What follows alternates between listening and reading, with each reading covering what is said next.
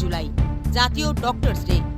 এই বিশেষ দিনে চিকিৎসকদের প্রতি কৃতজ্ঞতা ও শ্রদ্ধা জানাতে এক মানবিক পদক্ষেপ গ্রহণ করল বিষ্ণুপুর সাংগঠনিক জেলা তৃণমূল ছাত্র পরিষদ। সংগঠনের সভাপতি রাজদীপ সিংহ নিজে উপস্থিত থেকে আজ অমরকানন গ্রামীণ হাসপাতাল এবং গঙ্গাজল ঘাটি প্রাথমিক স্বাস্থ্যকেন্দ্র পরিদর্শন করেন এবং সকল ডক্টর, নার্স ও স্বাস্থ্যকর্মীদের হাতে তুলে দেন একটি করে কলম ও একটি করে গোলাপ ফুল। এই ছোট্ট উপহারের মাধ্যমে জানানো হয় তাদের প্রতি ছাত্র পরিষদের পক্ষ থেকে আন্তরিক সম্মান, ভালোবাসা ও কৃতজ্ঞতা। রাজদীপ সিংহ বলেন, চিকিৎসকরা প্রতিদিন আমাদের জীবনের যুদ্ধে সম্মুখ সারিতে দাঁড়িয়ে লড়াই করেন। আজকের এই বিশেষ দিনে তাদের প্রতি আমাদের এই শ্রদ্ধাঞ্জলি শুধু উপহার নয়, এই হৃদয় স্পর্শ। তৃণমূল ছাত্র পরিষদ সবসময় সমাজের পাশে আছে এবং থাকবে। বাঁকুড়া থেকে নিজস্ব সংবাদদাতা সৌভিক সিংহ।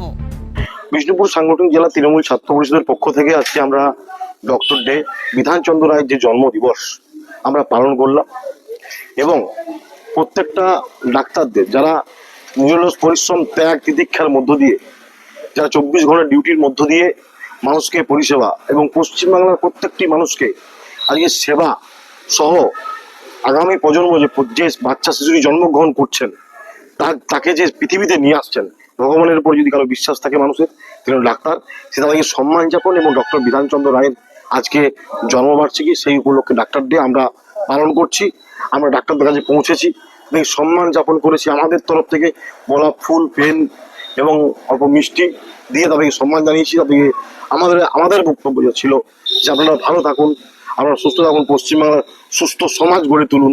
আমরা চাই একজন ডাক্তারের হাত দিয়েই, ভগবানের পরে যে মানুষের কারো বিশ্বাস থাকে সেই ডাক্তার, এখন ডাক্তারের হাত দিয়েই একটা নতুন প্রজন্ম জন্মগ্রহণ করে এবং সে পৃথিবীর আলো দেখে।